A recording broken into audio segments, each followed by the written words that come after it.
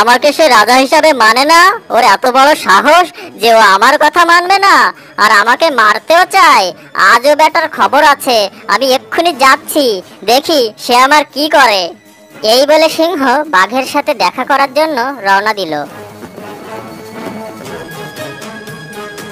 কিরে বাঘ, তোর এত বড় সাহস যে তুই আমার রাজত্ব কেড়ে নিতে চাস?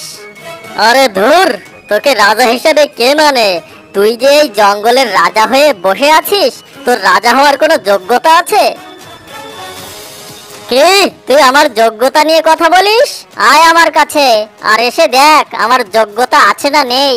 আমি তোর কাছে যাব কেন? তুই আমার কাছে আয়। অনেকদিন ধরে তোকে মারার একটা সুযোগ খুঁজছিলাম, আর সে সুযোগ আমি পেয়েছি।